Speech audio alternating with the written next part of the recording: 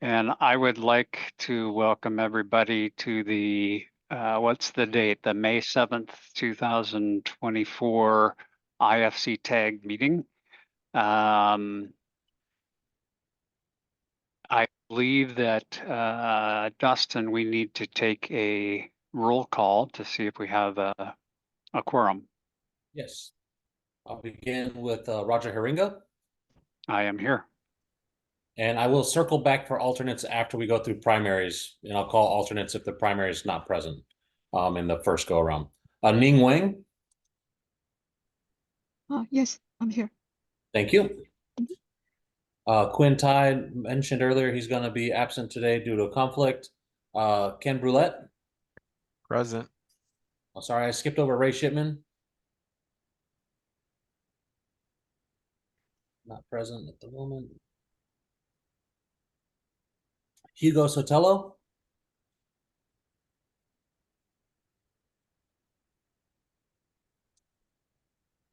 Mike Nykrum.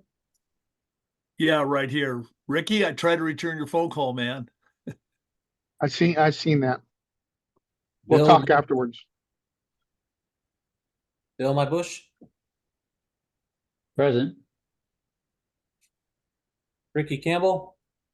Present. Walker Danucci.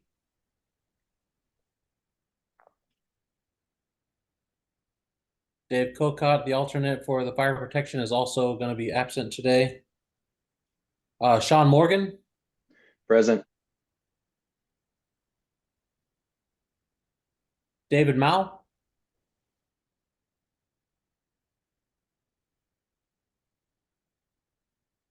David, I see you in the guest. There you go. Can you hear me? And Lance Dahl also mentioned he's going to be absent today. So without going back, we've got one more than needed for the quorum. So we are good to go for today's work. And then just to cover all bases, we're going to call for the alternate for architects, Jacob Liddycoat.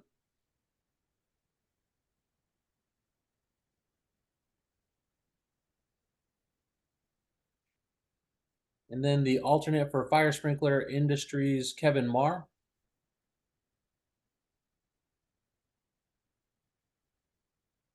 And then the alternate for fire alarm industries, Zach Tuck. Present. Thank you. And I see Walker Danucci, you are now here. Yes, sorry. Minutes No late. worries. All right, so we have quorum and we're good to go. Okay, and I will allow anybody from the public who would like to be recognized.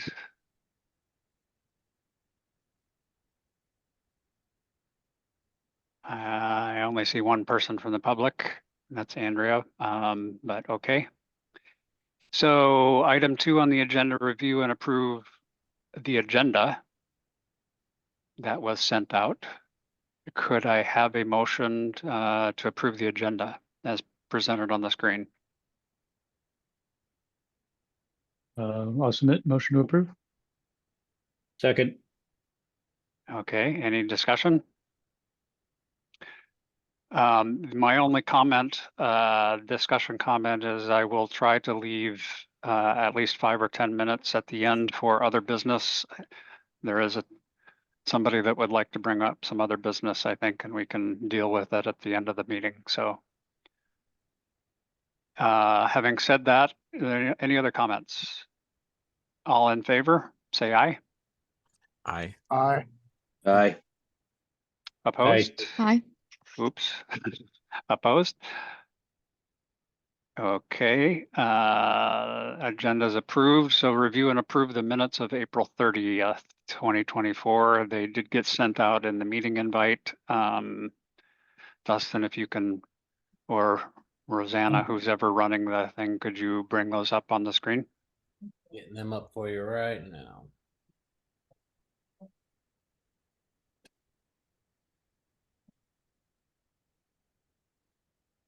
Of course, it's taking a moment to download them from our server. Here they are. I think if you go through it slowly, again, everybody had the opportunity to review it. Ken, go ahead. I was just hoping that, because I thought it was important that in the votes that we actually had the numerical votes, so we did roll call votes for the motions that passed and failed. I was hoping that you could, if you didn't write it down, go back and put that on there. I think it's important for people to know how close the vote was or how overwhelming it was for those issues. Okay. We can do that. Any other comments? And there are 2 pages, are there not? Yes. So.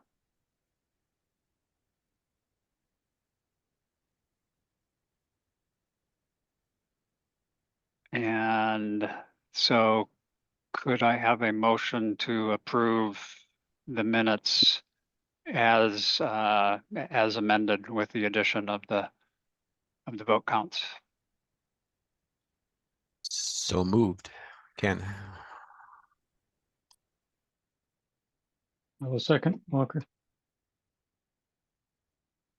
Okay, any other discussion? All in favor, say aye. Aye. Aye. Aye. Aye. Any opposed?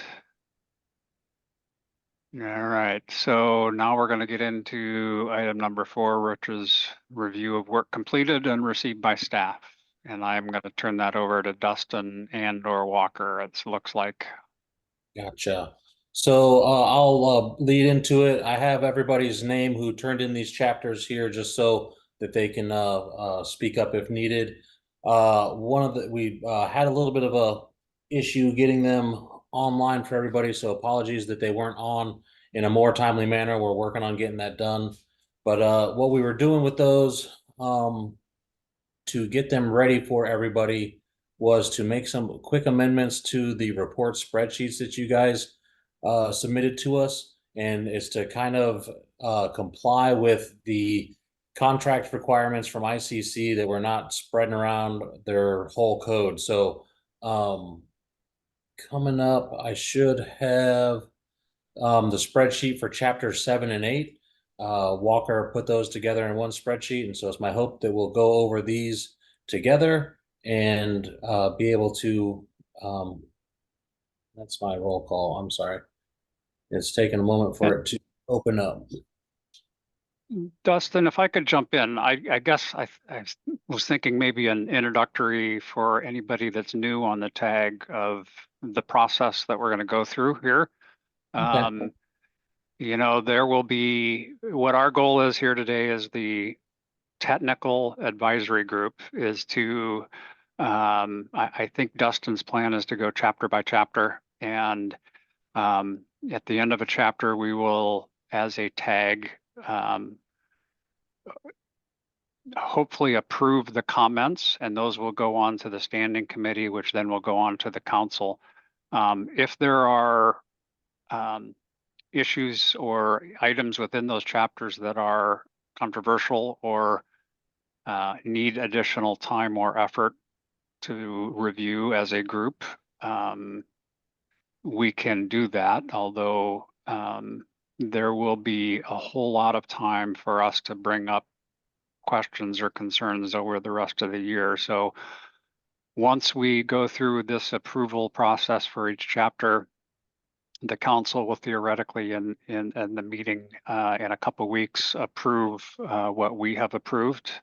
Then there is a period that anybody in the public can propose changes. And so if there is a item that we approve as a group, as a technical advisory group, that somebody in the public disagrees with, they have the ability to propose a change. And that is something that we would be working through, you know, this summer and this fall. So just because we're saying, okay, we think that this is the right thing to go forward and approve these, the new code language, there's plenty of opportunity for the public or anybody else to come back at a later date and suggest proposed changes. So if there's any question, and maybe if there's anybody has more comments, or I can can explain it in a little bit better than I, go ahead, Walker. Yeah, I appreciate that, Roger. Certainly, being my first time getting to participate in the tag. One question that I did have is if we saw changes that we thought would be prudent to propose on existing state amendments or on other aspects of IFC outside of 2024 updates, could we hold those for the public changes being open? You're asking if we would suggest that there are changes to the proposed IFC, the new code changes. Correct. Or past Washington state amendments that are outside, because I mean, I look at this phase of our tag, and I want to make sure I'm correct here. I want to look at this phase of our tag efforts as taking the 2021 Washington State Fire Code to the 2024 model language with any changes that wash out in that process. And so I'm kind of putting blinders onto that. I've gotten questions from others at my firm, saying, hey, we could propose this change. And I've been telling them, let's wait until that's open. That'll be a public, and I'll probably have to recuse myself from that vote. So, okay, I just wanted to make sure I was understanding. That is the right method, is if anybody thinks that there should be changes to the model code, the new model code, or our recommendation on maintaining the existing state amendments, then those would go through the public process at a later date. So, Thanks. And Mike? So that is working. The old space bar to turn on the sound works. Okay. And also to bug you right on that a little bit, I requested through email, how we can address some issues, especially that really impact our cost of installing sprinklers in a home. Just FYI, it's not the cost of sprinkles, the fire suppression system. That's like only a third of the cost. If that, it's all the add-on stuff that is what's really driving costs. So I was wondering how I can introduce possibility of getting some amendments to the state code to try and get all these water districts and fire districts to somewhat line up on how it impacts our industry of home building. Okay, I think Mike, Dustin did let me know that you had some questions. That was the idea, that we would leave the other business if we want to talk about that today. I believe if there are, again, our goal here is to review the new code, the 2024 IFC, and basically marry up the new code with the existing Washington state amendments. Proposals to change either of those moving forward by the public would happen after the May meeting, which is when the public comment period opens. So, Mike, your hand's back up. Is that? Yeah, to be clarified, then the Word document that we have labeled Washington State Code Council Code Change Cycle, that's what is it, 52 pages long. That's what we're working off, correct? Well, we're working lots of documents right now. So if you volunteered to work on chapters, you should have a chapter that'll vary in length as compared to the other chapters given out. We have some other documents that were put out as kind of templates for folks to put the information that we're doing onto. So those documents, as we get them back, will be of varying lengths as well. So if you had a specific document, the one that you're speaking of, I'm not sure exactly the specific document you're referencing right at this moment.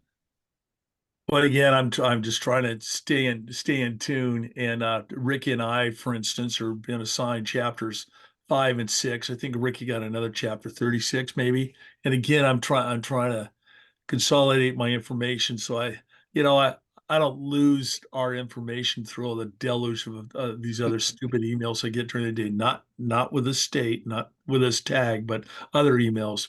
So I wonder if possibly, Dustin, if you could have your staff consolidate, because I like the spreadsheet that was put. You went on mute again. No, the space Mike. bar.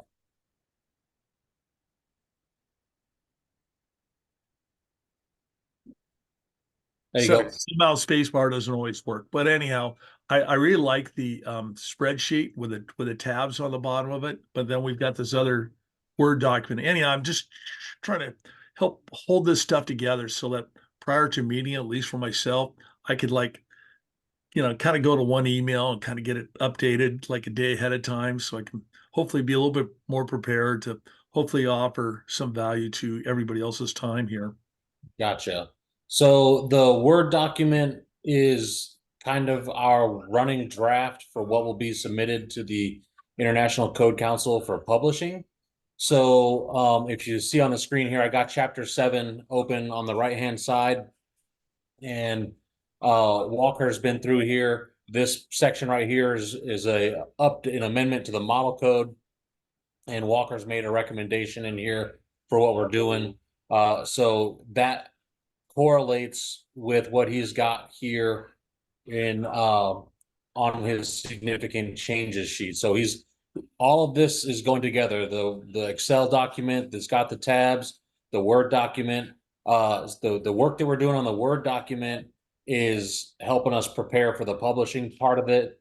The stuff on the Excel spreadsheets is what we're getting ready to present as our report to the standing committees above us, and then above them, the council in the end. And once these reports are approved, the submittal period where proposed amendments and changes and things like that can be received by the council will open, and that'll be the appropriate time to make changes as a group here and to look at the changes that may come in from other constituents across the state.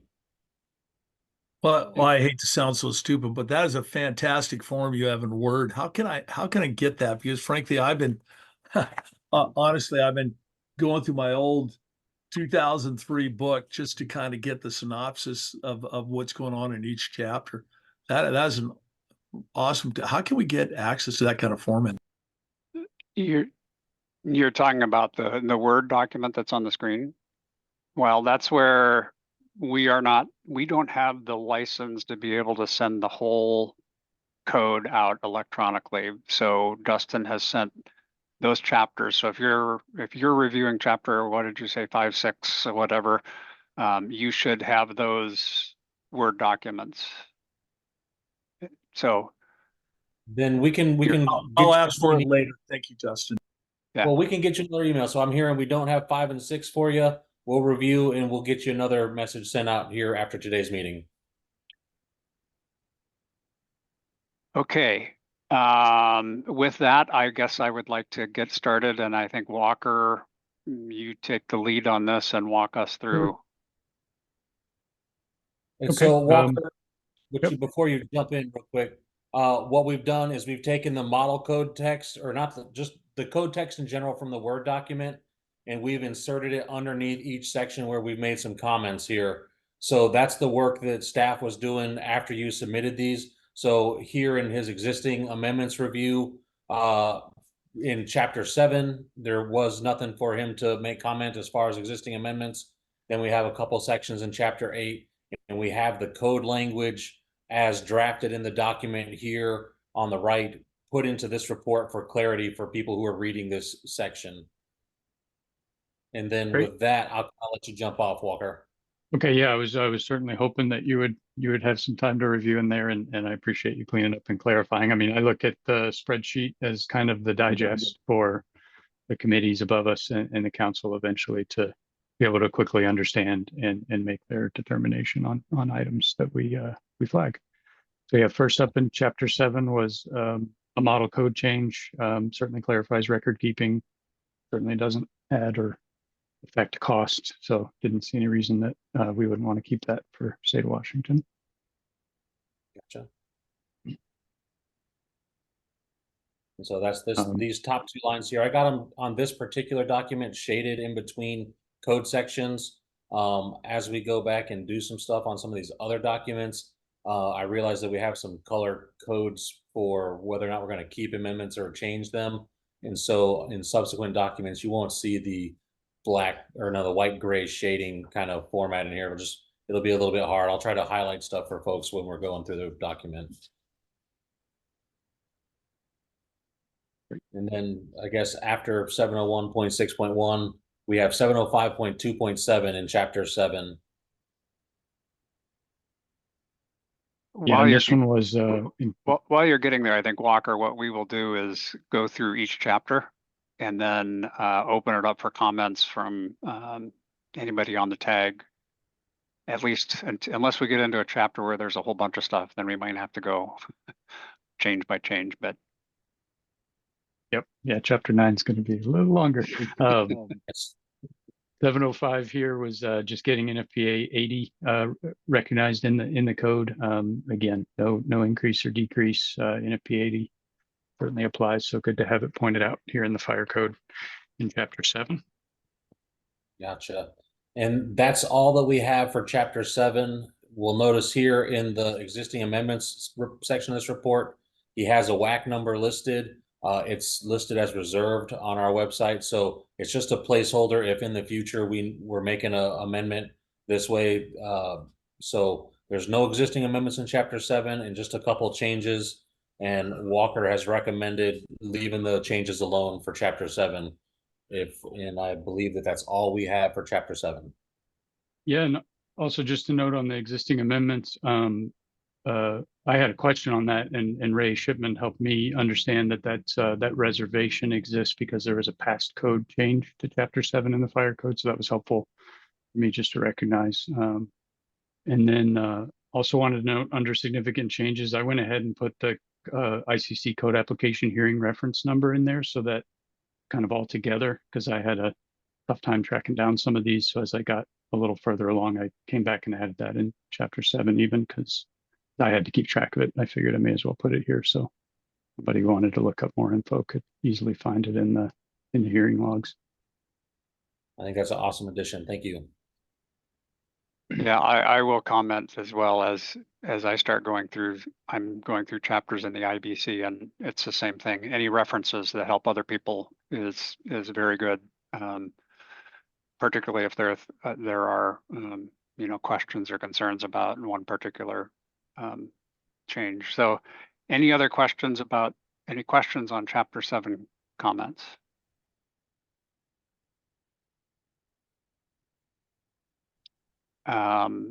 Hearing none, I guess I would ask for a motion to approve, and Dustin, maybe you can help me with the wording. I believe what we're approving is to forward these recommendations for chapter 7 onto the next committee, which you and we need to get the name of the next committee. So kind of how I envisioned this one was we would like a motion to approve chapter 7 as depicted here to add into the master document. And then at the very end, I was hoping to have the master document and have a full approval on that document to submit. Okay. So Mike, you have your hand up.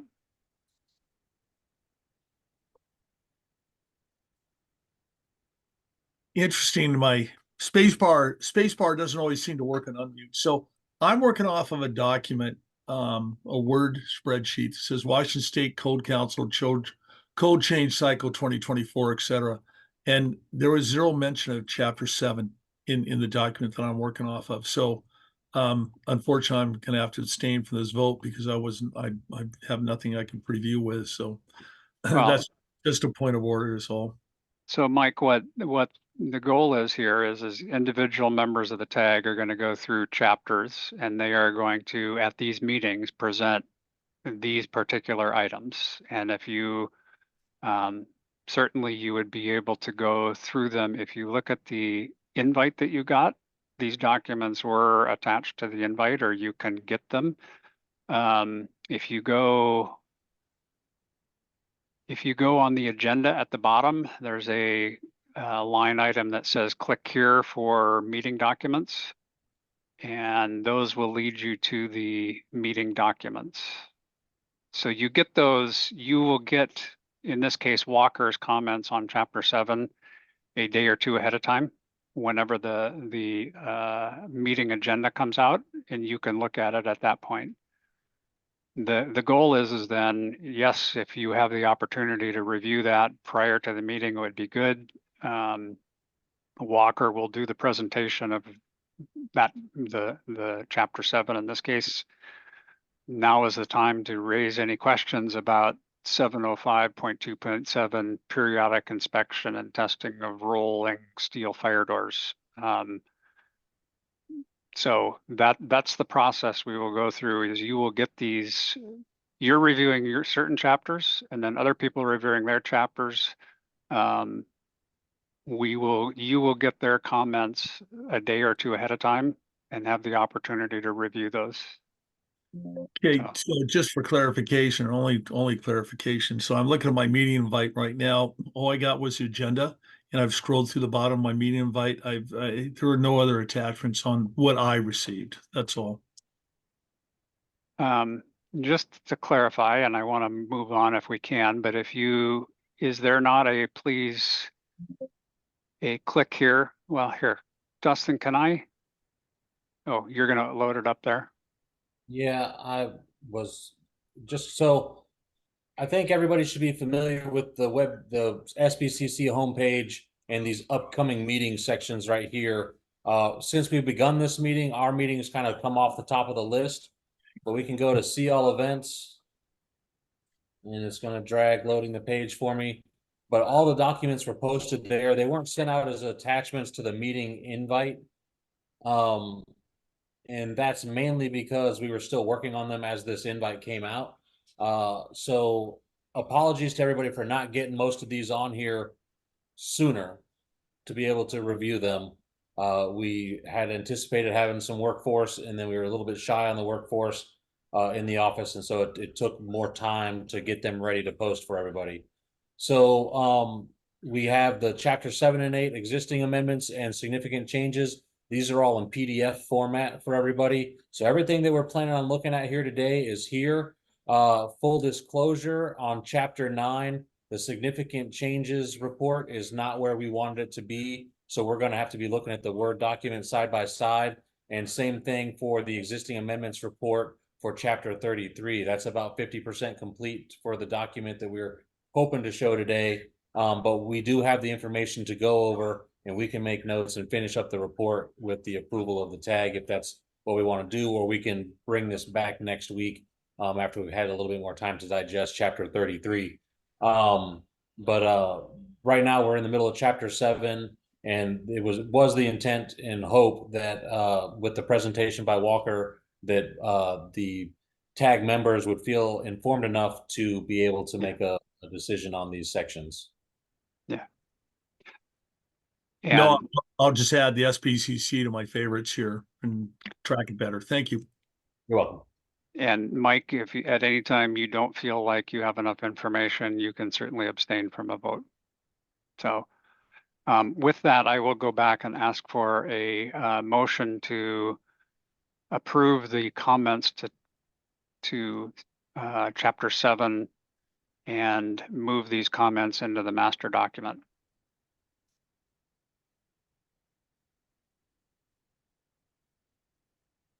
This is Ken, so moved. Thanks, Ken. Do I have a second? Second, this is Bill. Thanks, Bill. Any comments or discussion? Hearing none, all in the favor of the motion, say aye. Aye. Aye. Aye. Aye. Any opposed? And any abstentions? Yeah, I'm going to abstain. Thanks. Thanks, Mike. So I just want to congratulate everybody. We've got one chapter done. One down. One down. So I'm going to assume we go on to chapter 8. Just another point of order. Since we're talking about both of these reports, I'm going to assume that the motion was for both existing amendments and significant changes, just to make sure we're clear. That was my intention when I so moved it, yes. Okay, awesome. Thank you. Okay, chapter 8. All right, let me close my chapter 7 Word document. Get to chapter 8 here.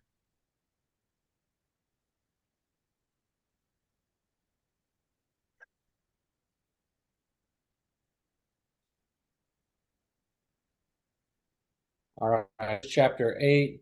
It looks like we start off in 806 with existing amendments, and then the significant changes 803. So I will lead off at 803. Okay, yep. So yeah, first one is interior finish reference, clarifying foam plastics. Catch up here myself. ICC found that it would not increase or decrease the cost. But yeah, it deletes a permitted approach for approval of foam plastic materials. All righty. Then we get to 806.1.1. I recommended maintaining existing state amendments we have that clarify the water supply needed for decorative trees. And Yeah, 806. decorative natural cut trees. Yeah, state amendment provides clarity in addition to what the base IFC language has. So didn't see any reason we wouldn't keep that.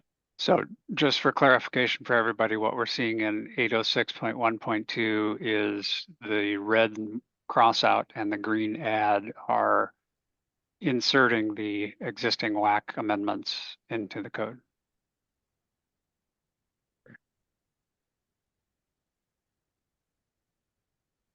All righty. Any questions on these sections in 806 before we move over to 808?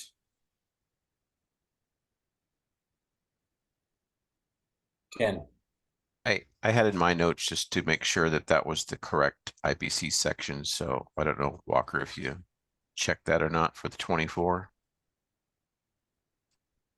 Which IBC section we have there? I think under the Go through R2, 10.1. yeah, if that's going to be the same. Check that pretty quickly. And to make sure, no, I did see that note in your table, and I appreciate your table. Definitely use that as a reference. I do not think I checked that, so let me check that real quick.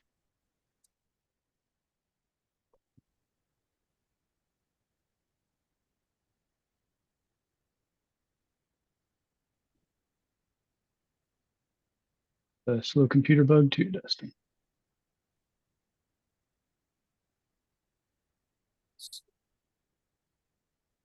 While they're getting there, Mike, you have your hand up.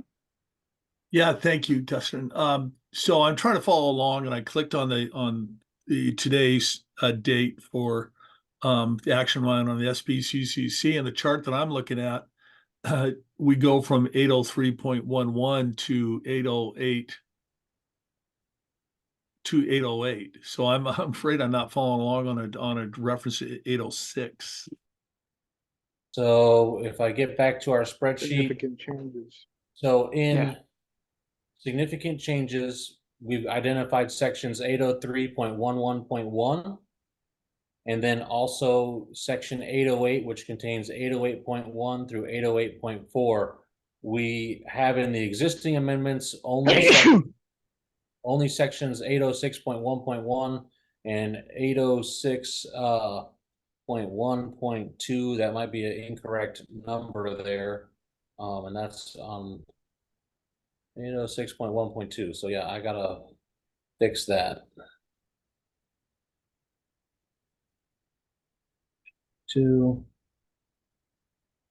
806. Oh. 1.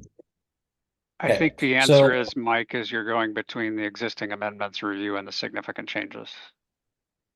And if it works better, we could run through one tab and then run through the other. But what we've been running so far is trying to go in order and switching back and forth so that when it's time for the motion, we can approve chapter 8 as a whole for both Yeah. reports. I'm thinking run it down the code section. If you have to go back and forth between the two tabs, that's fine. Okay. Yeah, so So- we can flow through the Word doc. So now we're at 808 in here. So if we want to go back to Ken's comment on the 806 change. Ken, I believe we'd want to refer to 310.3. That is the 2024 IFC IBC location for residential group R2. Okay, so Yeah. that's a change then to our state amendment, right? Correct. Okay, so that needs to be taken 10.2 care of, Justin. That somehow you can document that. Would be in your row 12. That's Dustin. Oh, I see. Yep.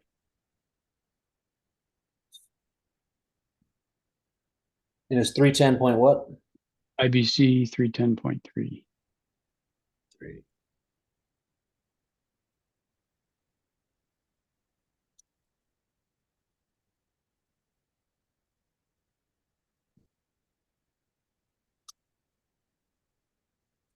All right. We have that in our other comments, so we need to make a change to the existing amendment. So we need to keep the existing amendment as modified. I'll just go ahead and make this screen.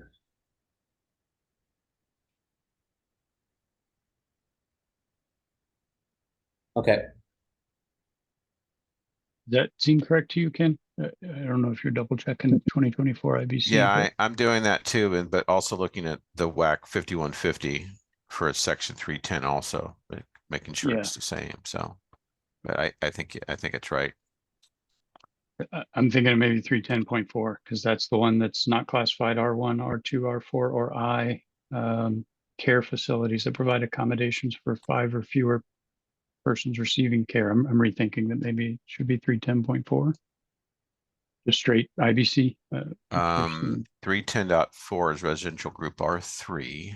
Yeah. Okay. 310 R3, emergency services, living quarters. Okay. Yep. Okay. I think I was right the first time. Sorry. 310.3, Dustin. okay. And do we have any comments on 806.1.2?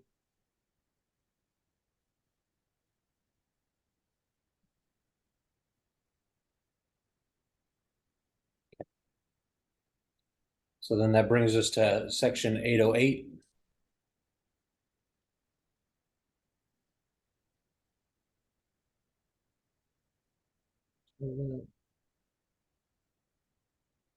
So we have some blue lettering in here for 808.1 through 808.4. Yep, and this is a greater ICC change item that's mainly reorganizing information for waste and linen containers. So again, saw no need for the state to amend that model code change. Gotcha. Can I ask why the numbering is blue, Walker? 808.2 is blue. I believe these were 808.1.1 items. 1, 2, and 3. Okay. I believe so. Editorial. Yep. I should probably pull up my application hearings that I was keeping notes on. I'll get those up.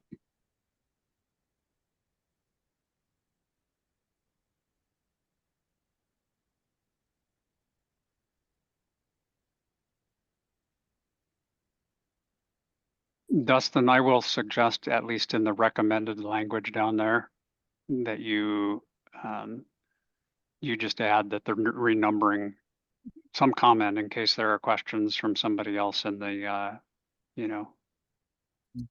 the standing committee or the council. Thank you.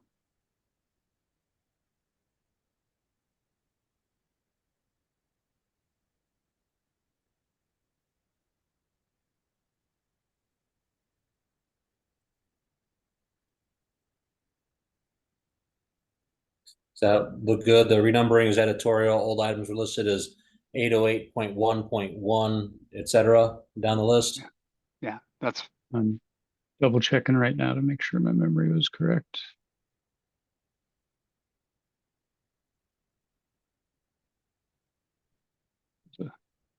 of a long item on the application hearing items. Yes, that is correct. There were 1.1, 1.2 previously.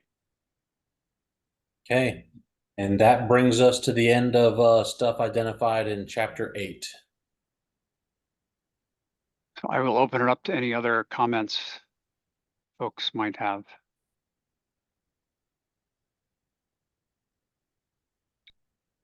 If not, I would ask for a motion to approve the comments to chapter 8, both the existing amendments review and significant changes as presented, to be forwarded on to the master documents. I'll keep it rolling. So moved. It's Ken. Thanks, Ken. Do I have a second? Second. Thanks, Mike. Any other comments or conversations? Yeah, my comments is we've got 2 chapters done and we're 45 minutes into this meeting, so I think we're going to miss all our deadlines. I think you predicted that a couple meetings ago, Ken. Yes, editorial comment, but thank you, Ken. So all in favor, say aye. Aye. Aye. Aye. Aye. Any opposed? Any abstain? All right. Thank you. So now we are on to chapter 9. And this one's a bit larger. Let me save the Word document. What's that? Let's save that. And then chapter 9 coming up.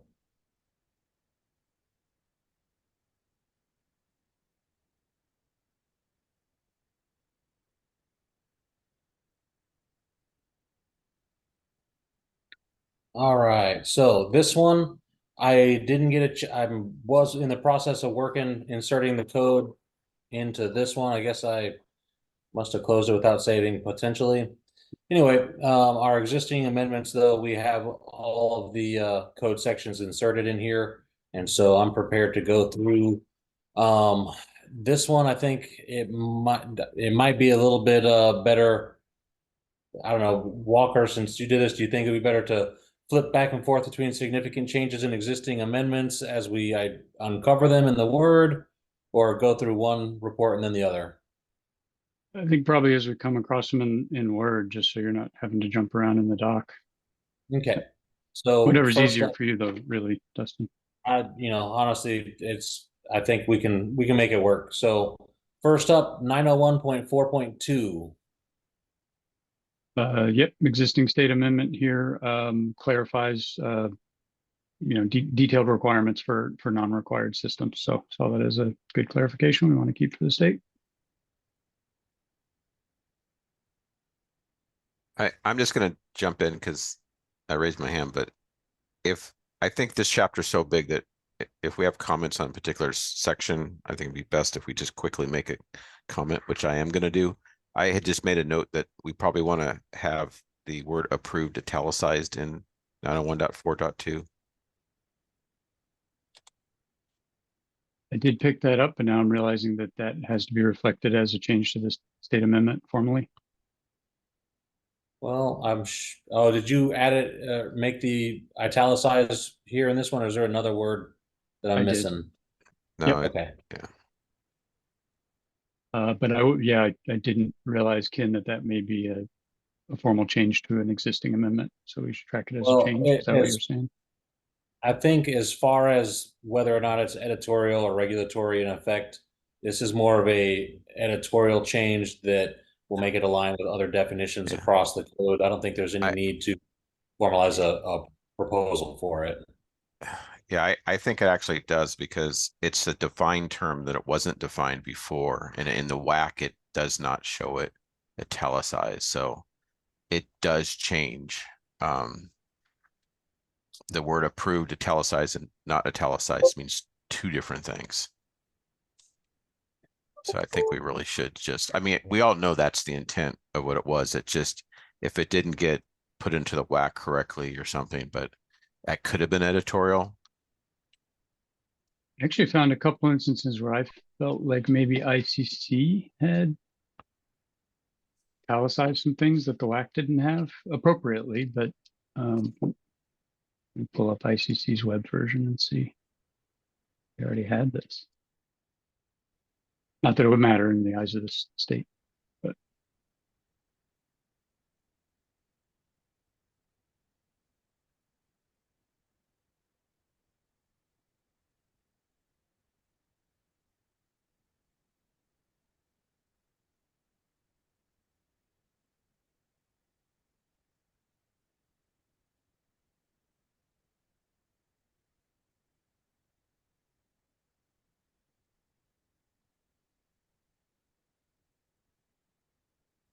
Yeah, interestingly enough, Ken, I mean, kind of a side note, but the 2021 Washington State Fire Code on iccsafe.org does have it italicized at the end of 90142. That is I think they- interesting since our I think WAC they does make not. some, yeah, I think ICC makes some corrections as they parse it for at least web hosting. I don't know about printed.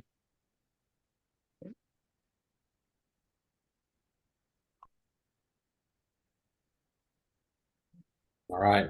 And I'm just going to suggest tag that, Dustin, and let's look at that. Flag it and let's look at it, whether that needs to be italicized or not.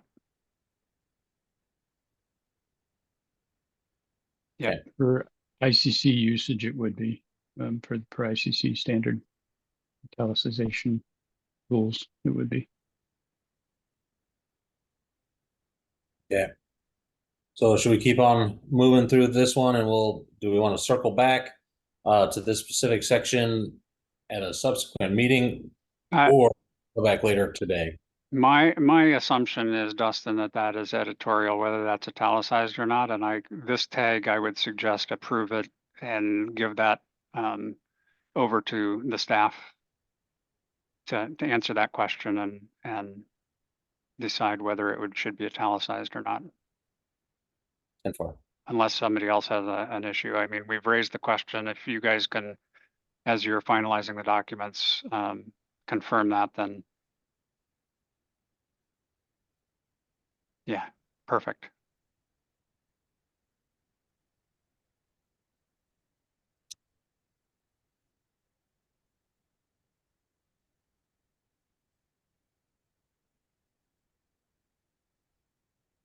okay. Moving on down, looks like 9015 is the first one here. So I'm going to highlight it here on the Word document because I don't have it in the spreadsheet here. Yeah, and this is an editorial change in the model code. To where we can see all that sort of stuff. And if it's unreadable, folks, because it's too small, just let me know. I can blow it up and maybe move windows around as we're going through here as well. So I just moved it so we can see the whole spreadsheet. All right, next we have table 901.6.1. Also editorial and correlating for fire dampers and smoke dampers. So just correlating to NFPA standards that would be applicable as elsewhere defined. So keeping this table up to date. Both of these lines right here cover this table. That is correct. Oh yeah, just the title and the rows. Yep. 901.6.3. I don't think we have a line in here for this one. Okay, may have missed that one. Obviously, it's a cross-reference, so it is an editorial item. Just point to chapter 1 for cross-reference. I don't think that one was tracked in the CAH either. And And as in my opinion, I think as our tag, if it is an editorial comment changed by ICC, identify it as such, unless somebody has a real heartache. I mean, I think we're really looking for, it is called significant changes. I know when I did my review, editorials were not considered significant. So yep, as I went through chapter 9 in particular, I started to try to define that gray line. Yeah, yeah. In my head. Apologies, my keyboard died.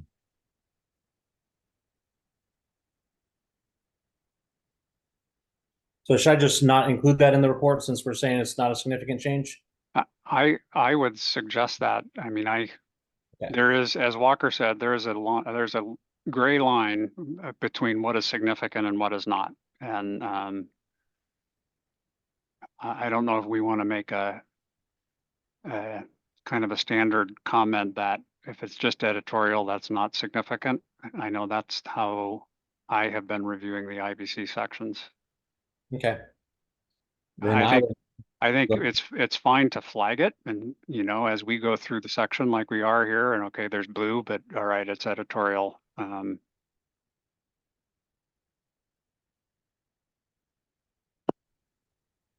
Yeah, actually, Dustin, if you are going to add a row, I do see it as associated with the change, the CAH. I can give you that. Actually, it's the same one that we just reviewed in chapter 7. That's related to that. Okay. I'd have to open up the different spreadsheet. Do you happen to know the ICC reference number for that one? Yeah, it's F58-21. You got it. Okay.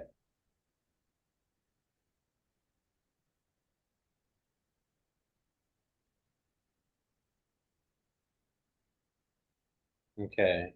I'm just going to highlight the row and we'll come back and fill some of that stuff in as staff, but this is just the editorial change and we'll come back in and touch that one up. Okay. 901.8.2 in the existing amendments. 901.8.2 is, I didn't mean to click the link there. Yeah, model code didn't have any changes, and obviously wanted to keep our state-specific requirements for removal of existing hose lines. Okay.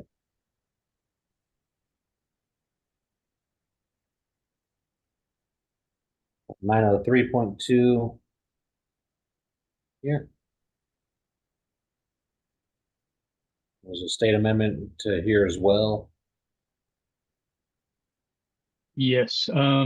So yeah, the model code change, didn't see any reason not to keep that. I don't believe it had a cost impact. Yeah, and so it's keeping the code up to date on energy storage system requirements, which obviously is important. For the existing amendment, certainly open to other feelings from other TAG members, but I think this is redundant, the existing state amendment that we had. I think the omission of sprinkler protection at the bottom of elevator hoistways and the conditions that that's allowed is well covered elsewhere, and certainly in NFPA standards. So thought this was one where we could simplify by eliminating a state amendment, but certainly want to hear from other TAG members.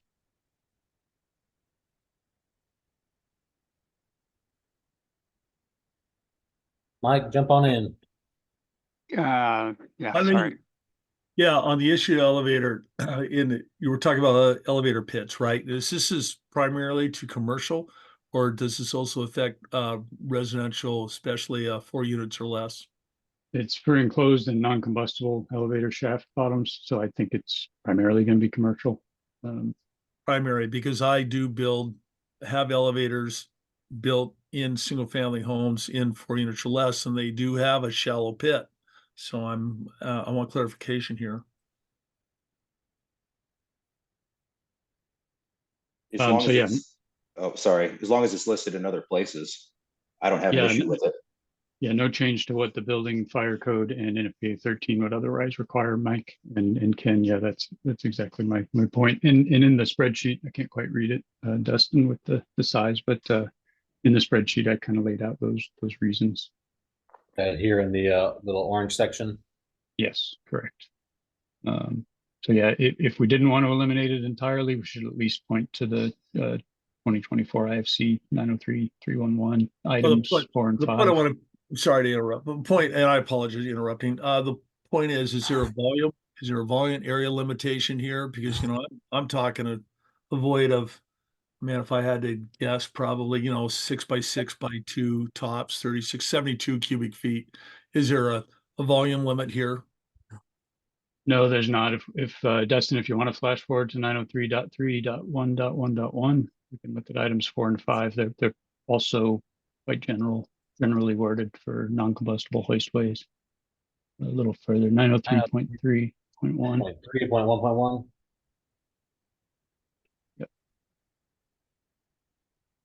Sorry, it's through all the occupancy, so it is a little bit farther than I was thinking. Sorry, keep going. We need to get to 903.3. Sorry.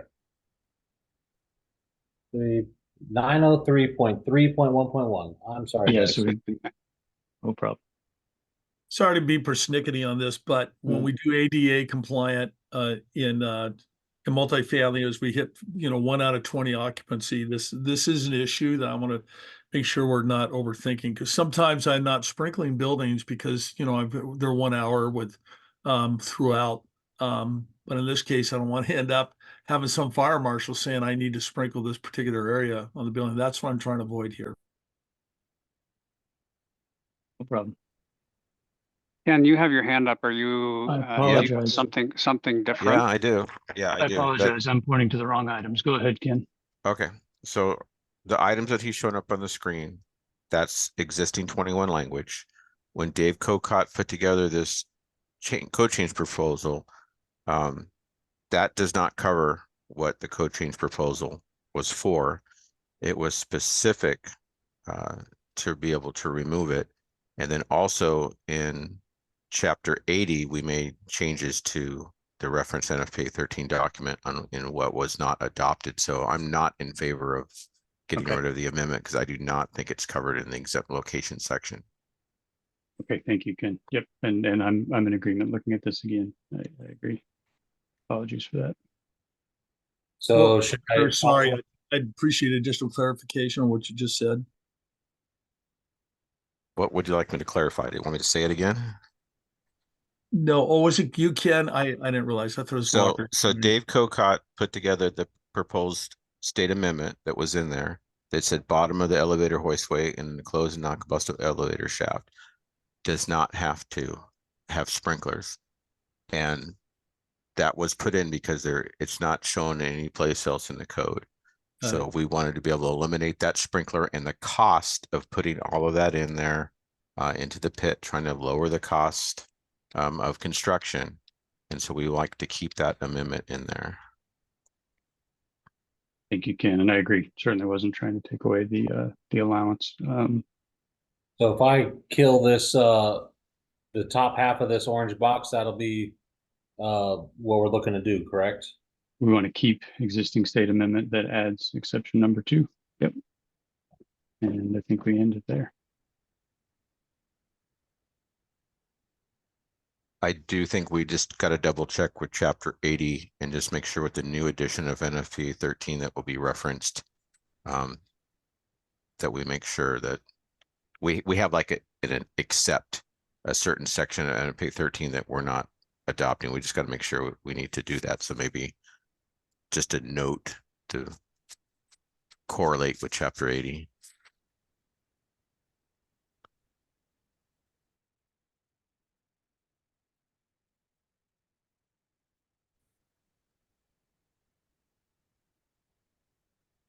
Okay. Are we good on this particular one for the moment? Need to edit column F. What would we like to change this in here? Tag member recommendation should be to keep existing state amendment. Add exception 2.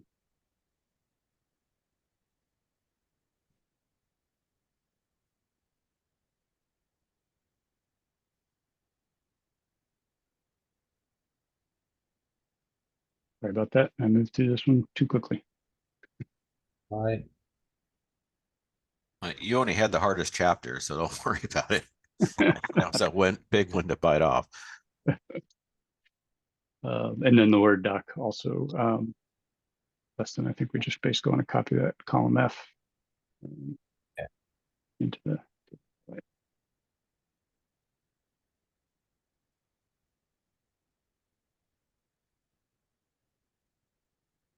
Thanks, Ken. That's why we review. And take the line out on the green. Gotcha.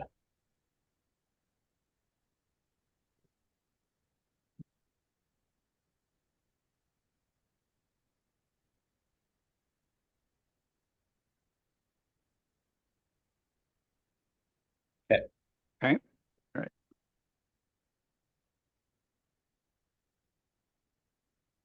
903.2.1.3. Recommended to keep our exception there because we have chapter 49 on fixed guideway.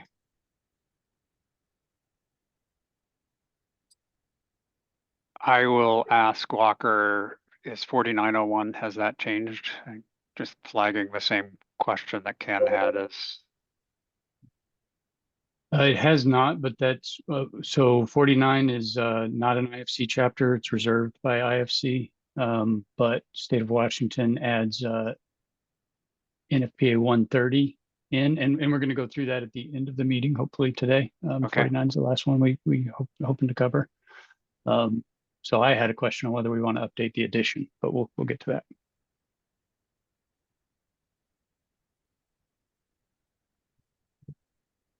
Okay. So we on to 903.2.1.6.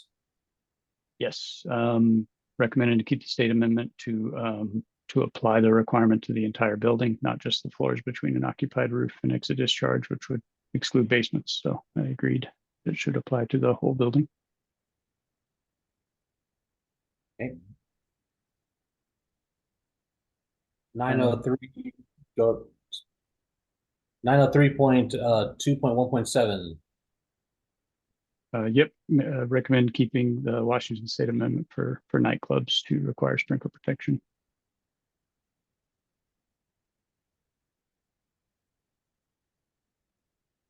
Oh, I got that wrong. It is 1.8. So it's in here. Sorry, misspoke. So next we have a grouping on the line on this existing amendments report. It's 903.2.2 and 2.2.2. Yeah, 2.2.1 and 2.2.2. Yeah, so model code language here, updating for laboratories for research and testing, and requirement to install sprinklers in those. Apologies, I skipped a significant change, 903.2.2. that is or is not considered a significant change. Well, it's in the report. I skipped over it. Okay. And went to the Ken. And it may have a cost impact. Go ahead, Ken. Yes. Yeah, so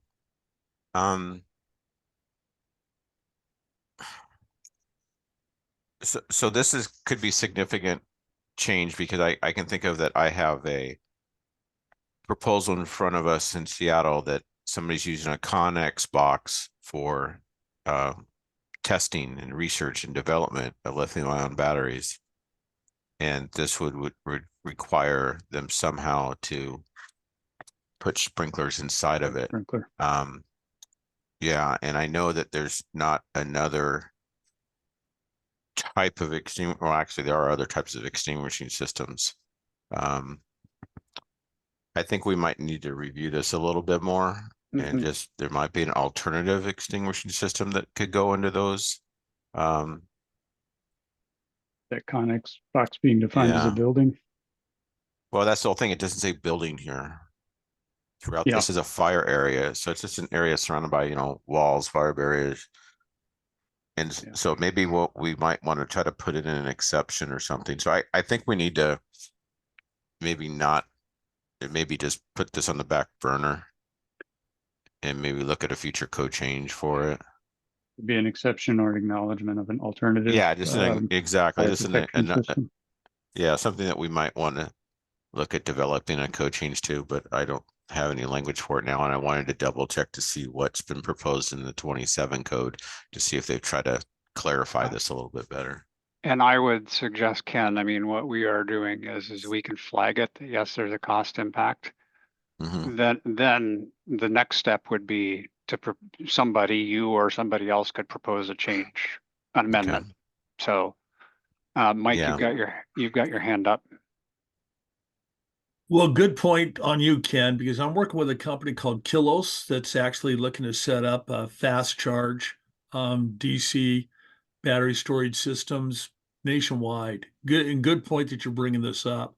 And they're doing the same thing using Connex boxes to store their batteries. And I've talked to my client about that. It's about, well, what are you going to do about the, fire issues with the battery storage? Sorry, I apologize. Fire issue of the battery storage. So that's a good point, Ken. How can we follow up on this? Like with a dry suppression system? And I just want to note this added requirement is for R&D and testing. It wouldn't be for those deployed charging. No, that's what's happening right now. This client Kilos and Bothell, and I could forward you their website. It's really innovative what they're putting out there right now.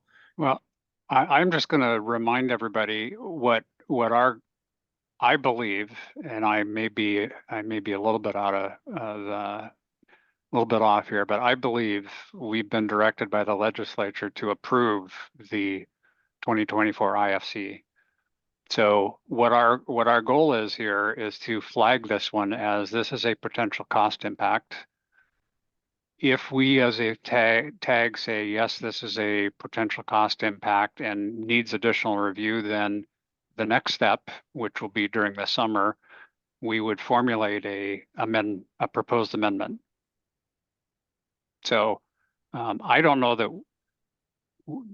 I don't believe that we as a tag, if we've decided, for instance, to take 903.2.2.2 out, that they have blue there, I don't think that we have the authority to do that right now, because that would be a code change. That would have to go through the public comment period that happens after this approval.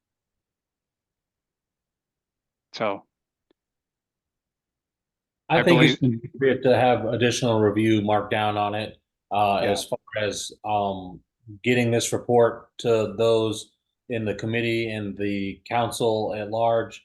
I believe that everybody knows that there is going to be more work done on these sections as proposals come in. So if we need to review this additionally in the proposal period and as we develop our CR 102 language, I think it's appropriate to just mark it and kind of if we're all in agreement that it needs additional input and scrutiny, I think that we've kind of covered that one on this point. Yep, I agree. It may copy to the row below, Dustin. Actually, I think you may just want it on row 11 because that was the one I put specifically for the laboratories. And this is a 3-page ICC proposal item originally. So yeah, it's quite a bit to wade through and the reasons they gave for it. Gotcha. All right, so we did cover 903.2.3 as an existing amendment. And I'll be scrolling on down unless we wanted to revisit. Nope, pretty simple. No change on model code. Just maintaining. And we're at 903.2.4. There's another one that's just updating the fire code for lithium metal technologies.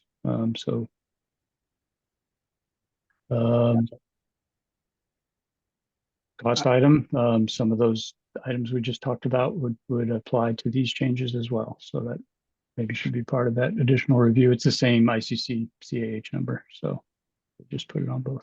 Yep. I would agree. And I know there was conversation again, Dave Colcott had a proposal last year to lithium ion batteries, new technology. We need to make sure that the code is up to date and does what it needs to do. So additional review is appropriate there. So we have now 903.2.5.2 and the associated table. Yes, we're going to see a lot of blue automatics throughout Chapter 9. This is a correlating change the ICC was making to use the same term that NFPA 13 uses. So anywhere we see sprinkler standing alone in Chapter 9, they updated it to automatic sprinkler.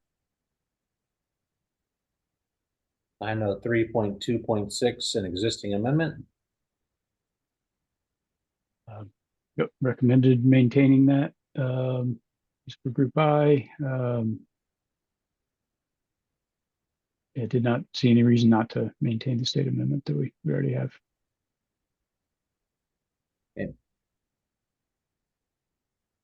903.2.7. Another lithium ion related one. This one's going to affect retail, has a cost, so I'm guessing we want that to be part of that review as well.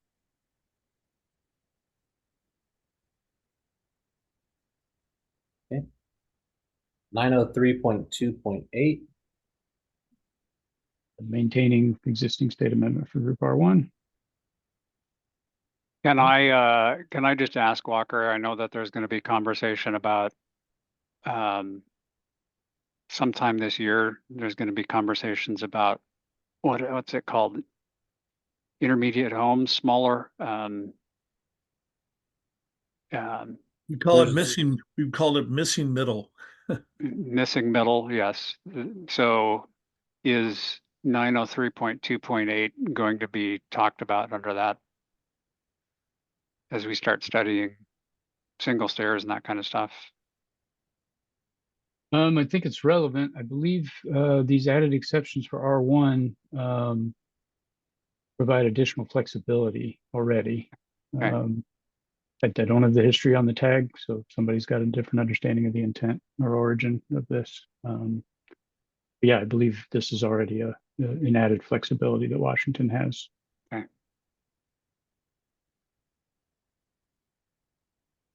Then 903.2.8. 2.8 doesn't look like we have that one on here. Check This that was probably a subset of the Group R4 Condition 1. I believe the previous 8.3 was removed. Is why the numbering changed there. Because yeah, adult family home used to be 903.285. So yeah, find what that old 8.3 was. And I'm going to ask the question, the adult family homes, oh, never mind. That was, we modified for daycare centers, that number. So I was wondering if the adult family home amendment having 7 or 8 is up to date. It is Right. up to date according to the stuff that we have on the books right now. And we've gotten some questions about R4 and the family home childcare. Because in our WAC online, I'm not sure if it's 100% updated yet. Just for everybody here in the group, R4 was adopted as an off-cycle rulemaking for the 2021 code, and family home childcare was had its child limit increased from 12 to 16 with some additional provisions in there for sprinklers and things like that without jumping into all the nitty-gritty of it. Yeah. So that process of coordinating those changes, Dustin, will happen outside of this review? Yeah, any of those changes that are still kind of outlying on the WAC that may be missed, staff's going to be taking on the proofreading Okay. to make sure we get those that may not have been in here just yet. And so expect to see something like that. If there's changes in our Word documents, expect to see that in our masters that we are ready to, once we're done there to get them in. Yeah, Group R4 Condition 2 is removed from 903.2.8.3. That's why the renumbering. I can give you an ICC number if you want to track that. Yes, please. F67-21. F27. Repeat it. Sorry. 67-21. 67-21. And that was the removal of R2 from the language. R4 Condition 2. Oh, sorry.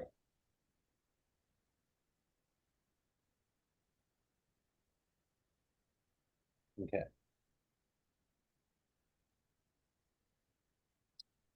Then existing state amendment, adult family home. So it was previously 285. I reflected that numbering change there on row 61. 285 going to 284. Is that a formal change to the WAC? It will be, but that's not something we would need to worry about for proposals. That's a editorial correlation change when we get ready to file that sort of stuff. Great.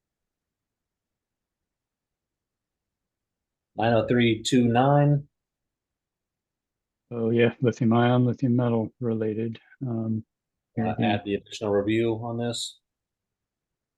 yeah, I think so.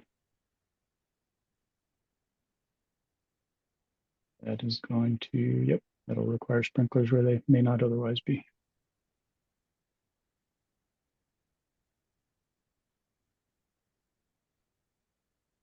Mike. Yeah, you went to 09 or 2.9 and in 2.8, and I may not have the exact, I'm trying to follow from the SBCC information I'm getting off the website. And so what I'm looking at doesn't quite match what's going on the screen here. So my apologies there. But there's a little nuance here in the green for 903.2.8.4 under adult family home. Adult family. And it says, and if I could, you guys, because this is the kind of stuff, this little nuance I'm going to bring up becomes a big deal in my industry. And it says with a capacity of 7 or 8.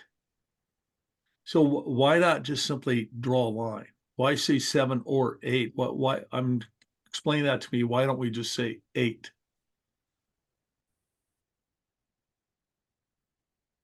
In order to give you the specifics on that one, I'd have to go into the proposals and rationale for this particular section. I know that if we go above 6 beds in the adult family home, sprinklers become an issue there. Ricky, you got your hand up? I'm trying to remember back because I think I did sit in some of this stuff. And I think what it was is maybe some of the individuals needed assistance getting out, and some of them may be capable of exiting the building themselves. And I understand what Mike's saying. Why isn't it more clear?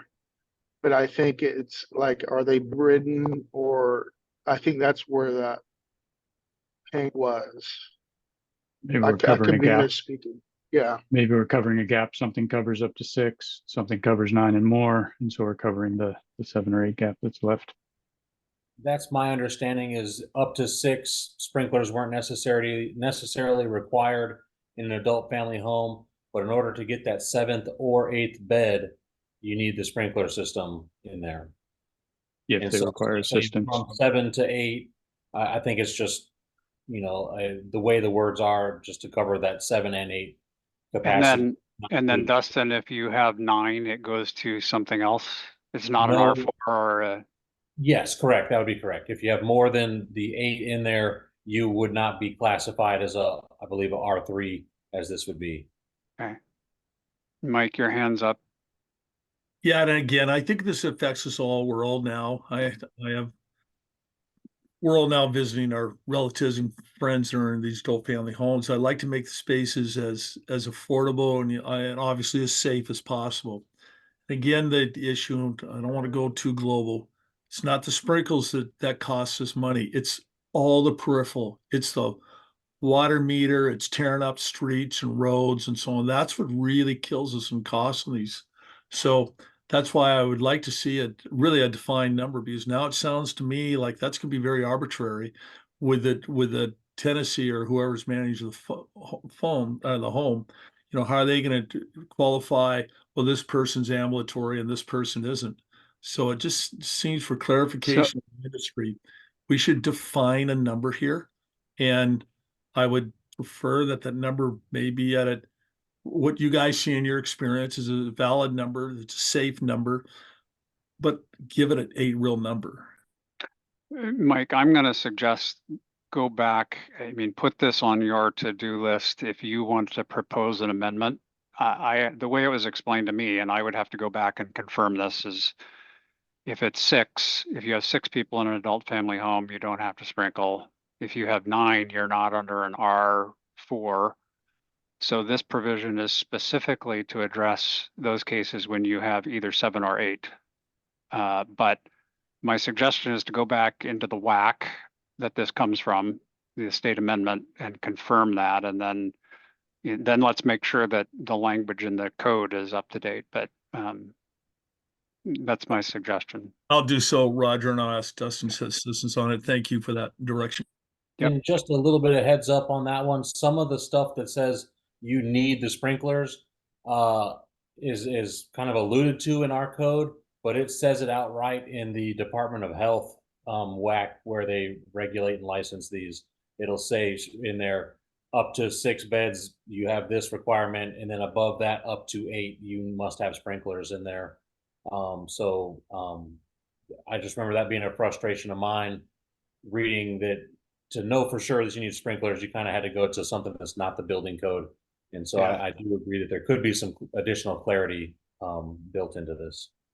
And I also know there's conversation in our last council, last year in the council meetings, is that building code is not the person enforcing the building code should not be trying to figure out whether somebody is ambulatory or not. That's Department of Health. That's not somebody enforcing the building code. So again, I think there's a whole lot of conversation about that.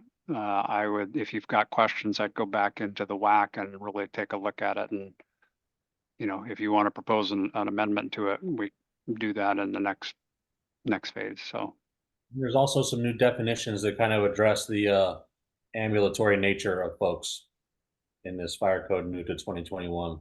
So anyway, if you want to get with me, Mike, I'd be happy to give you some pointers in the right direction on that information.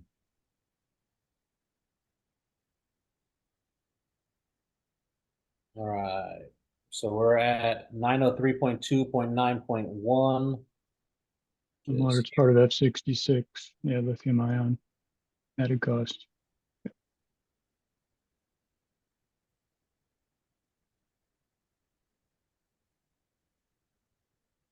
903.2.11.1.3.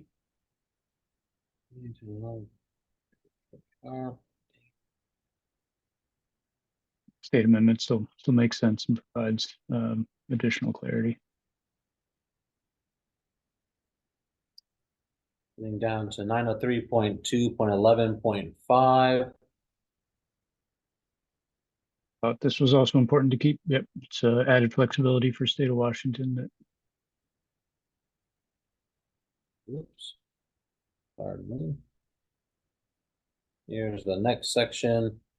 Table 903.2.11.6. There's some model code change and a state amendment. It looks like the state amendment was the same as the model code change. Yep, 2024 IFC picks it up and points to the new or the updated chapter section, sorry, in 2024 IFC. So move our amendment. 903.2.11.7. Existing state amendment specifically addressing relocatable buildings. So thought that was important to keep. Okay. 903.3.1. Looks like that one's probably just editorial with the automatic on there, so Yes.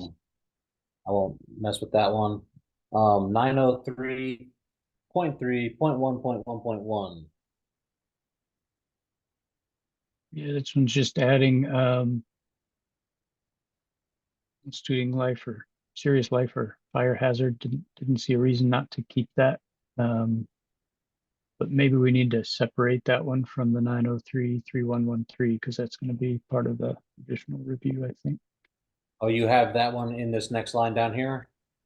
I do, yeah, and I bundle them together in the Okay.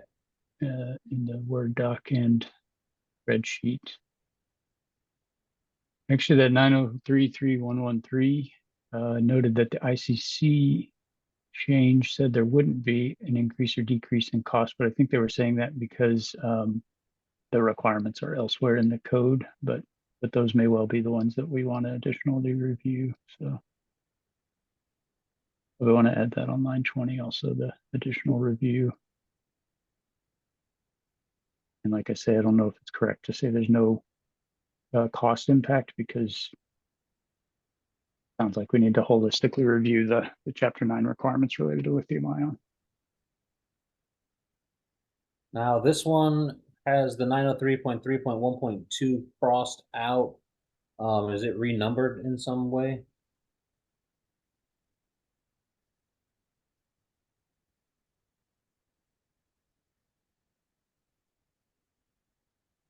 Or did we?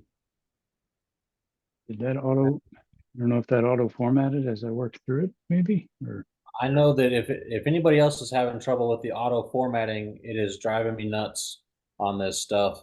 I did explore my with 903 completely renumbered at one point, and I had to copy from the fresh Word doc. I was glad I kept that. Copy the whole 903 and 903.3 in. I experimented with removing the formatting on the document, but it takes out all of this numbering in here, so you're still kind of up a creek if you do that. They got it set up. These are list levels in here, so when I'm copy and pasting, it doesn't let me copy the number. When I put them in there, they all change, and it's just a pleasure to work with. So I'm apologizing on behalf of ISBCU for giving us this hurdle. I have a question on the state amendment, and this is maybe something that needs more study or clarity, but when it says the height of the building not exceeding 60 feet, is that to the mean roof level? It is for this, yes. I would Both say grade so. point. The definition of building height is the median height of the roof. Okay. And that's clear in the Chapter 2 definition. Okay. Looking at the existing WAC, I certainly don't think the WAC removes the section number, Dustin. Okay. Yeah, I don't think that should be crossed out. Should I just take it out as black. in I think it should be black or automatic.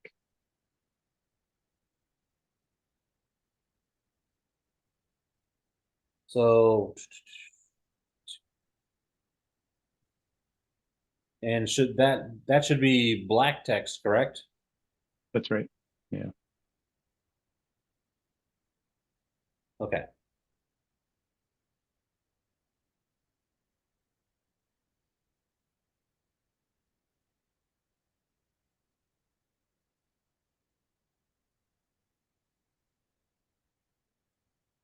Yeah, thought that was a good state amendment to keep, and certainly to correct the bottom reference to grade plane to be the podium line, the horizontal building separation line for 510 buildings, 10.2 buildings. I'm assuming the green numbering is just a formatting. Yep, I wasn't able to It's fine. control that individually. Yeah, I think let's not spend time now on the numbers 1, 2, the green down below on the next yeah, page. 903. Dustin. Yeah, balconies and decks. Oh, That's okay. well. I think if you click on them and change it to automatic, it will fix it. Over in the Word doc over on the right. Oh, yeah, I'm sorry. But when you just want one item to reflect, like when you add an item to an existing list, it wants to turn them all green. Yeah. So in the 903.3.1.2, you are going to change that red and show black and blue for all the blue that's going to be struck through too, right?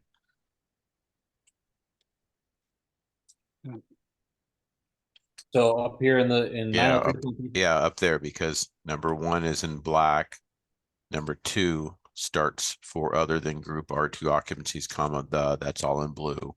So there's that section there. And then the 4 group R2 occupancies, all of that down to greatest distance, the whole rest of it, that should be all blue too. So that's all new code language that we're striking through. Okay. So that will just need to get cleaned up for ICC.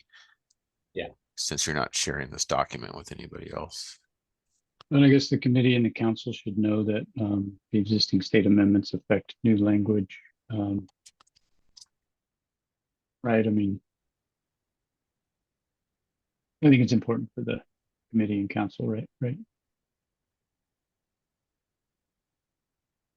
No, I agree. I like how we're showing the chapters like this and then showing the recommendation. To me, that's much easier to follow along than the table.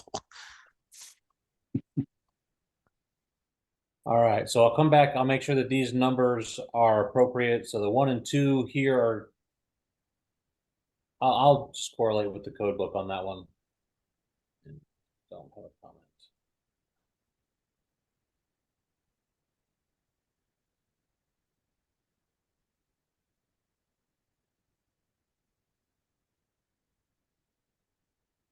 Okay.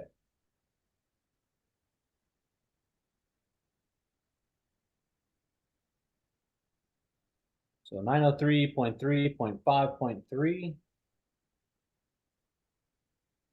Yep, keeping state amendment, didn't see any reason we wouldn't carry that forward. Okay. Underground. 903.3.9.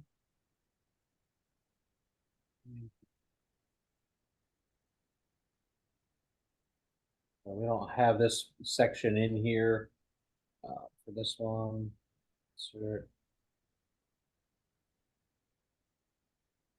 I think this is part of that editorial change, that the same one that's adding automatic. I know 903.4 looks like it's a little bit more significant there, but really just a cross reference. So pretty much this is editorial. And that was the F67-21 for the ICC number. No. Find it.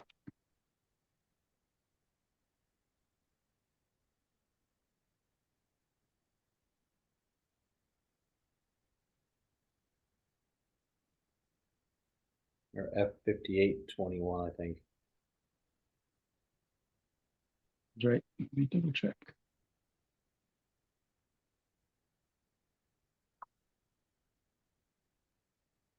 That's record keeping.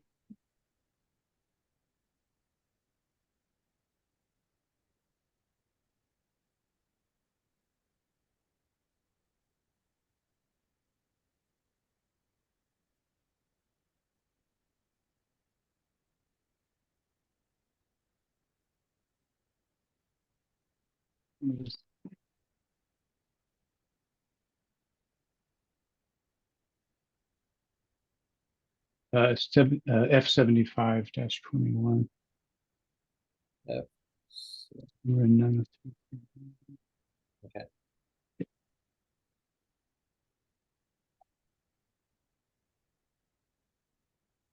So in some of them, in column B, I did a comma list with the several sections that are affected, but for walking through kind of progressively, it's not very helpful.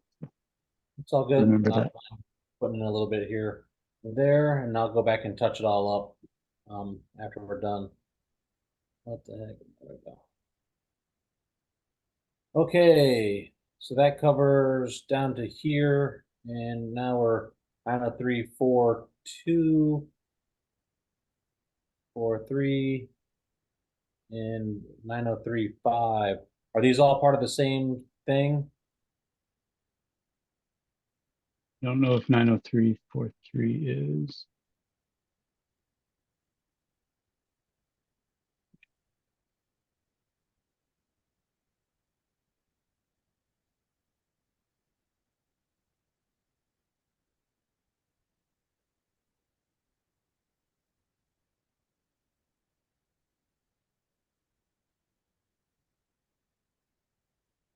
Yep, it is. Okay. Same F75.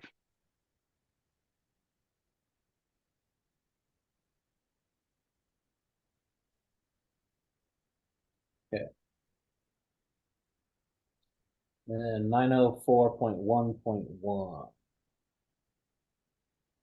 This is the one we discussed potential changes to these requirements last week, but For the purposes of this review, what made the most sense was just to include the language we've got that becomes effective July 1st, 2024, since that is what would apply in the next code cycle. And then I think I put a pointer somewhere that the bold statement there that it's affected by emergency proposal under consideration. Okay, do we want to flag this one for maybe future work during our proposals? Probably, since it's still that emergency. Or no, we did approve something. Oh yeah, the thing we approved last week requires further work. So We it'll pushed be part out, of that. we pushed out the date to allow us time to do the emergency work, emergency rule. Yeah, I wasn't sure if that gets like a tracking reference or something that we can put here so it gets tagged together. Yeah, what I'll have to do, so since we don't have the emergency rule approved and done yet, I think the best that we can really do is we have the emergency proposal under consideration right now. I think that's a good note. And we need to just keep an eye on it. And as we get that finalized, we can put some reference numbers in there for digestion.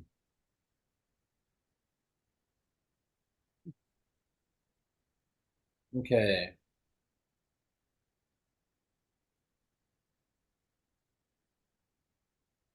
Next, we have 904.12. And this is a new section. Yeah, and keeping the fire code up to date with NFPA 770 for hybrid extinguishing systems. And are these renumberings here just movement due to the insertion of this section? They are, yep. So 904.14 was 0.13 in the last code and is now 0.14 in this one. Yep, no other changes to that section, so recommending to keep the state amendment. Okay. 904.14.1. This is an added exception that allows some flexibility for very particular circumstances for the manual actuation. So figured we should allow that model change to come into Washington. And then I assume we have more numbering changes just due to some of the movement up above, right? Correct. Yeah, those are all 13s before. Yep. Same, yeah, cascades All the way through. down the line. Let's skip to 905.3. Which this one we don't have in our spreadsheet. Is this something we should include or talk about? When I went through it, I didn't think it was significant enough, but not remembering what the CC change was.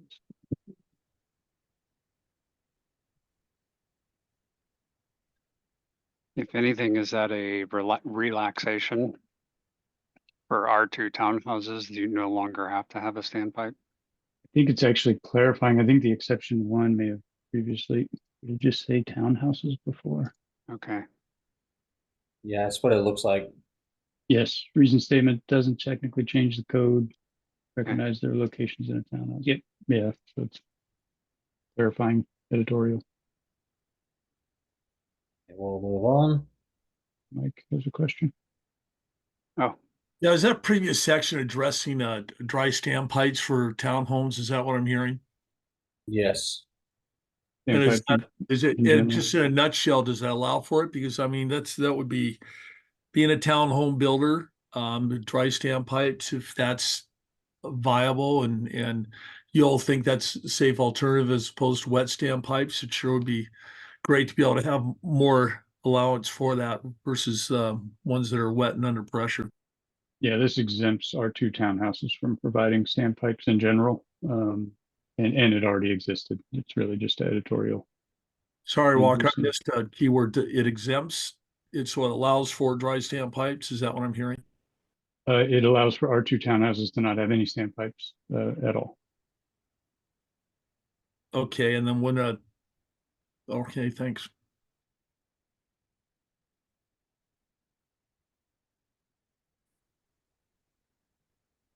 Looks like we have some more renumbering here. The next one in here is 90721. So these were all just kind of editorial clarifying changes. Yes, yeah, they are. Yeah, I think landscape roofs means vegetative roofs. And SEC had to clarify that. And the rest were just numbering.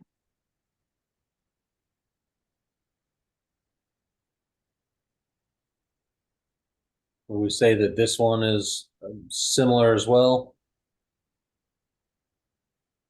Yeah, that's right. It's my memory.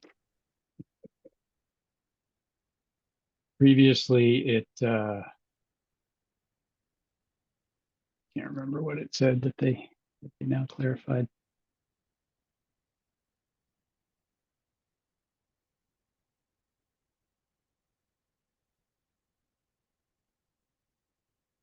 We're in 906.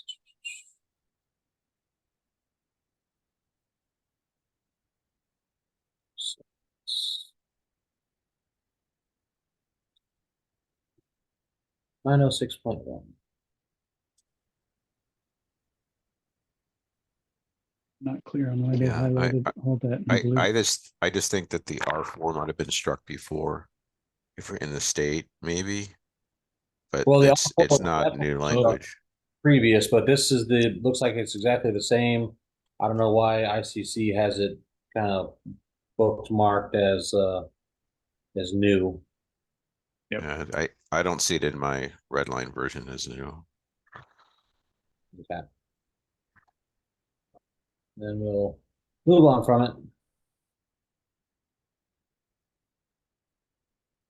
Work with me, computer. Okay.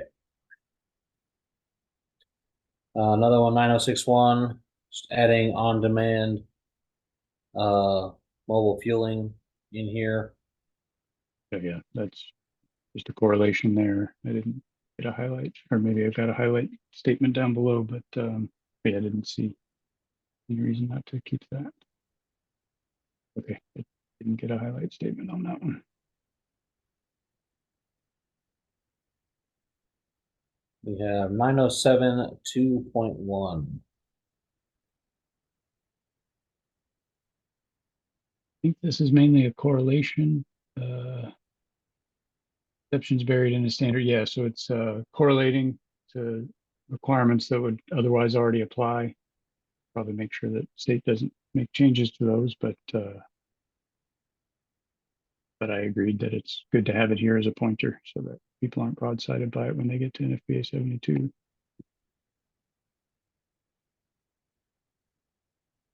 All right, 907 222. This is where we were talking about this one earlier, right? For the lab boxes. Correct. Yep, this would be related.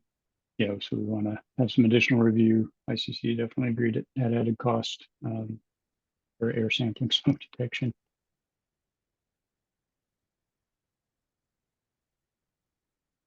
Okay.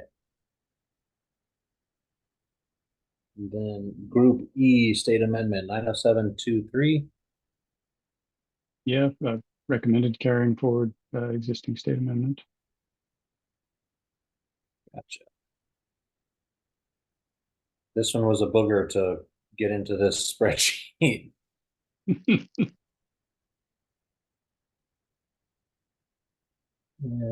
yeah, it goes all the way down to here. So 907-241. For the review. Yep.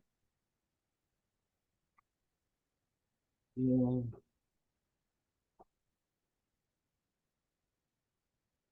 All right. 907-264.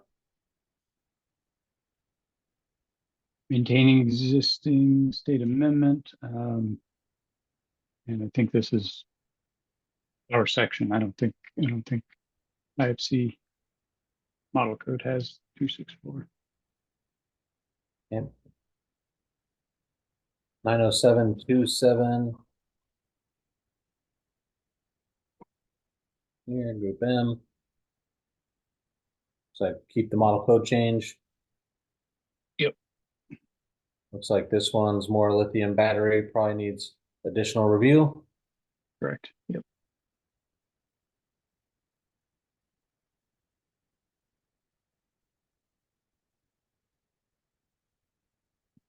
907-210, group S. And 10-2 is where we have the more substantial change here. Yeah. So yeah, additional review for that.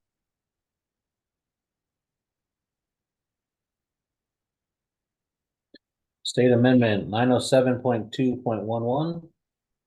Yep. Oh yeah. So yeah, recommended keeping the exception for I'm sorry, the requirement for lofts. Add specificity. 907.211.2. Also just adding a specific line for lofts. Recommended keeping. 907.211.3. This is added kind of particular condition language in the IFC, but we'd want to keep that.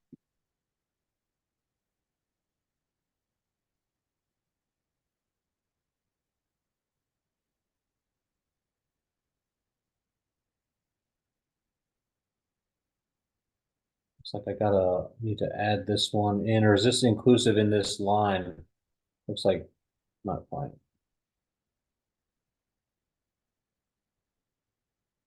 No. Yeah, you're right. We should add that.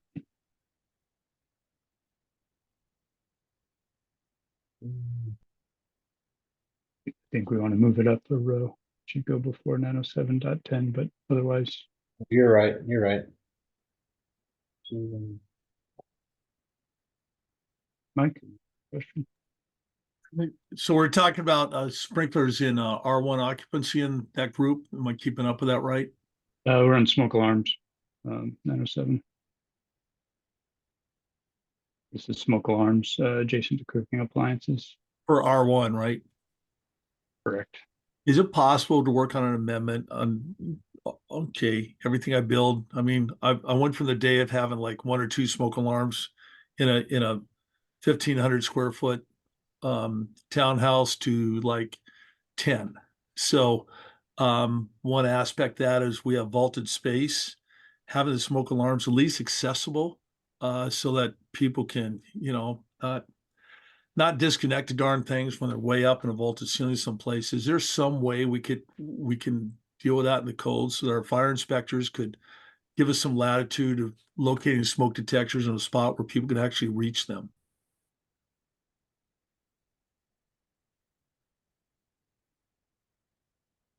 I think, So Mike, it would be an amendment, and I think that could be proposed. I'm not sure where you'd have to drill down if that is which section in 907 that is, but Then is that something I can bring up with Dustin or somebody on this? I think it would be a public, when we're open to making amendments, this in the coming months. I think that opens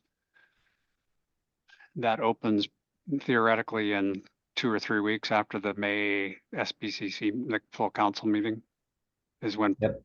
public amendments Proposals to come in. are, yeah. Okay, I'll add that to my issues to be tracked. Thank you. Yep.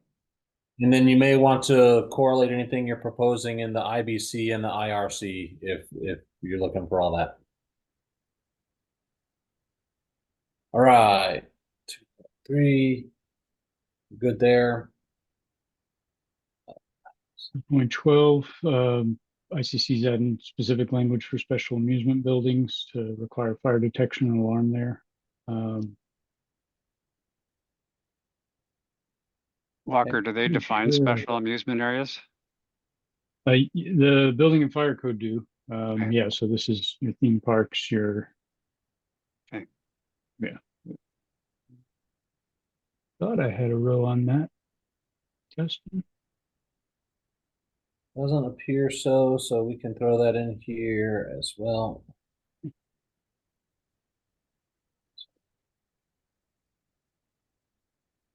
Yeah, let me, pull up the ICC. I think ICC said no to cost impact, because other requirements would also apply, but let me double check.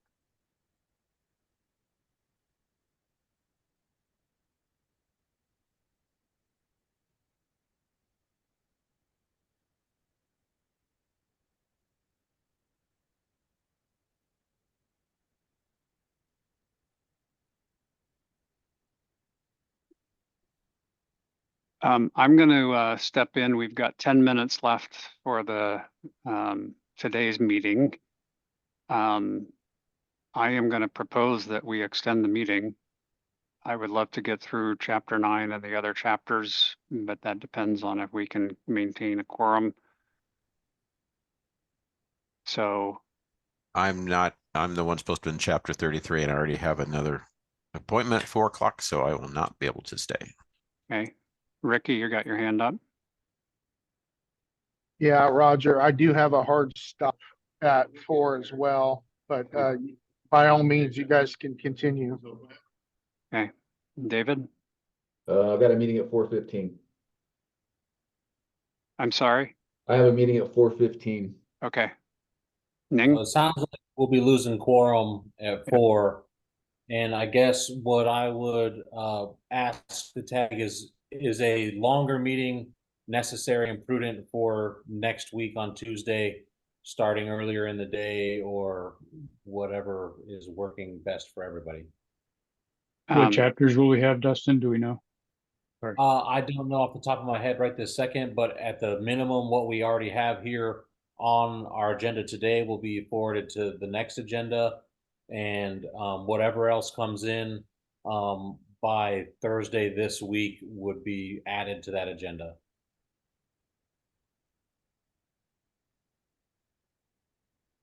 Ning, you have your hand up yet, or?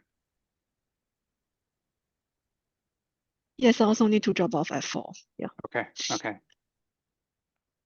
Mike, go ahead. You're on mute yet. And sometimes the space bar works and sometimes it doesn't. So I don't know if we need a formal amendment, but maybe we should add a half an hour to next week's meeting. I am going to recommend, Dustin, that you actually put another hour next time. I mean, we have a bunch of chapters to go through yet, theoretically by the end of next week, which I don't think we're going to make, but I know this is the heavy push. So I think that we try for another hour and see if we can make it. And I will also comment that I am not going to be available the next 2 weeks. So we're going to need somebody to step in. I don't know that I'm doing much that Dustin doesn't do anyway, but kind of officially be the run the meeting. So Ricky? Yeah, if we do extend the meeting an hour, which I'm in favor of, because we do got a lot of work. All I ask is we do it start at 1, because I do have a hard stop at 4, because I do teach at an apprenticeship program. So okay. So Dustin, Walker, your hand's up. I won't be able to join until 3 next week. Okay. I guess I'm the opposite of Ricky. Mike? You're muted. On point with Ricky, yeah, I'd suggest we start at 1 if we could. And I could stay longer for 1, but I hear you with Ricky and I like his contribution. Ricky, your hand's up yet. I think it might just still be up. So what I'm going to suggest is I don't think we're going to get through the rest of chapter 9 in 5 minutes. And I did promise to have 5 minutes for new business that I think some questions might come up. So I wanted to, Dustin, unless there's a big issue with it, I don't think we're going to get through it all anyway. So we pause where we're at on chapter 9, allow 5 minutes for new business, and then go forward next week. And I see a hand up from Bill. Yeah, regrets. I am out of town next Tuesday, if that's the meeting day. Sorry. So unless I have objections, we didn't get through chapter 9, so I don't think we will have a vote to approve the sections we have. Let's make sure that we flag where we're at, how far we got through.